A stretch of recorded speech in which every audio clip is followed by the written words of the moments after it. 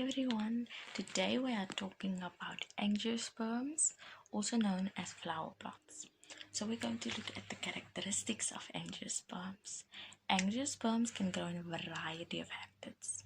It can be wetlands, it can be rivers, it can be in the desert, in the forest, etc. The list goes on.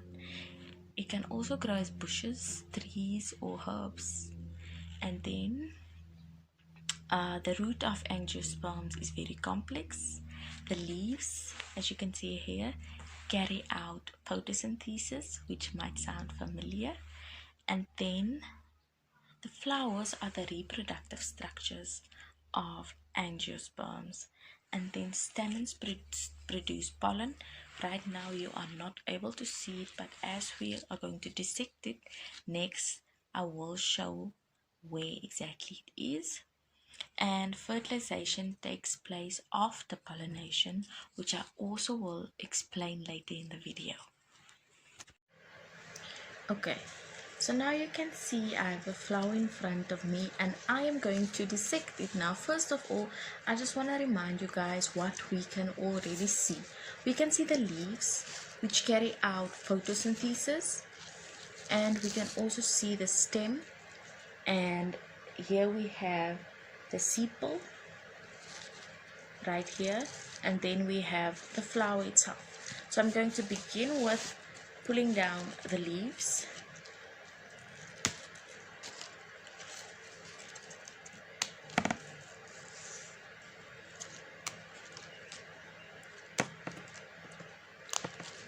Right now we have all of the leaves right here. I'm just gonna push it this side, and then we have the stem right here. It's very long still. We have the stem, I don't know if you guys can see, and then I'm going to just cut it right here with a knife. So here we have it on this side. It's a very long stem, and here we can see the sepal and also the flower right here. The sepal, here we have the sepal and the flower. Okay, so now I'm going to dissect it. I'm just going to use my hands, pulling it down. I'm going to be gentle. Okay, so now I have the sepal in my hands.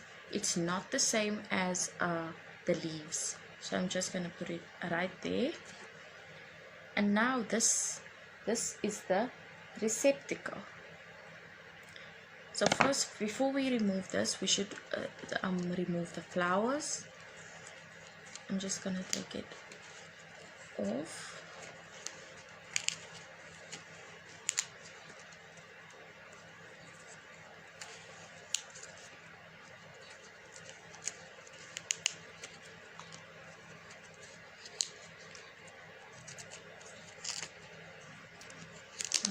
Try to be gentle with the flowers.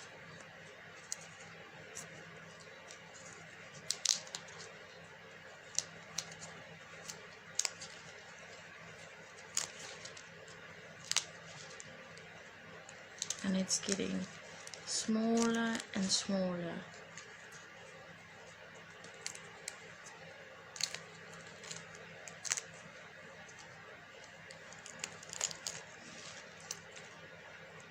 We're still busy with the flowers.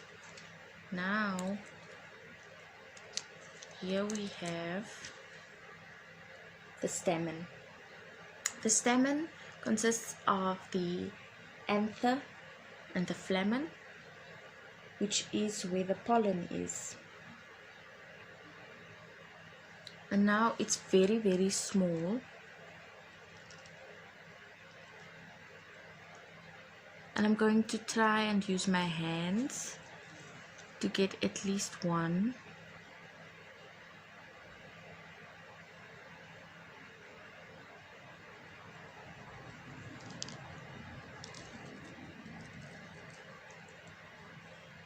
There we have it. So this is what it looks like. Right here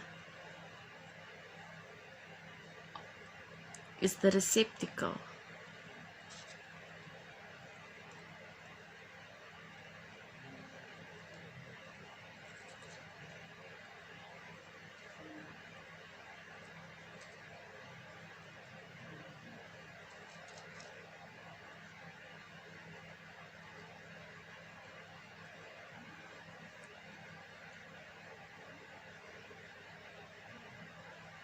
And I'm going to try and cut it open to see if we can see the ovary. Let me just move this right here.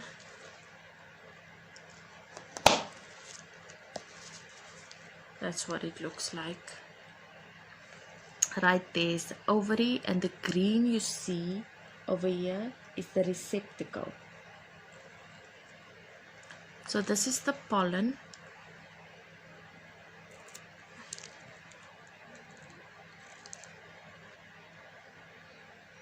I hope it focuses. It's little round buds at the top, which is the pollen. And here we have dissected it. I'm going to put it on one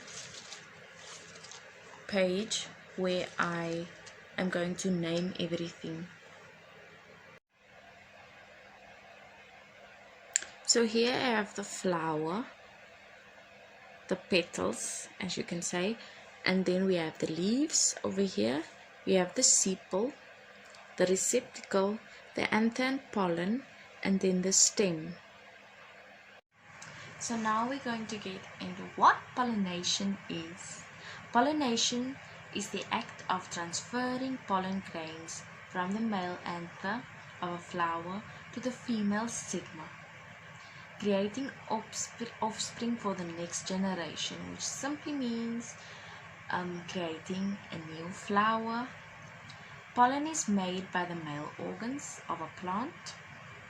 As a result of pollination, plants produce seeds, and pollen can be dispersed by the wind, water, animals such as insects, bats, birds, and also butterflies.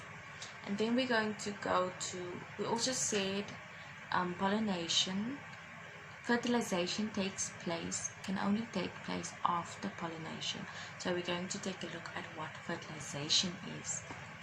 And fertilization can sound familiar, so let's take a look. Plant fertilization is the process of fusion of the female gamete to the ovum of the egg and the male gamete produced in the pollen tube by the pollen grain. The process of fertilization in plants occurs when gametes in high-plod conditions meet to create a zygote, which is diploid. The final product of this process is the formation of the embryo in a seed, which we also saw in the previous video where I showed where the ovum is.